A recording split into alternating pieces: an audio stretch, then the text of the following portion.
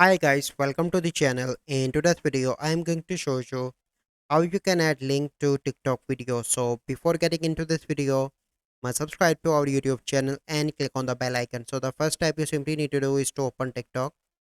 So once you open TikTok, you simply need to click on plus sign and upload a video. So I'm going to click on uploads, go on to the video and select a random video. Okay, and click on next.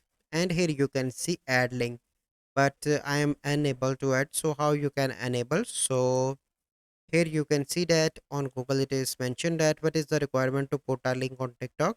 So requirement of 1,000 followers. So let me show you that my account do not have 1,000 followers. So that's why I am unable to add the link. So let me show you. Let me go back and click on profile. So here you can see that. So once I have 1,000 followers, I easily add link to my TikTok video.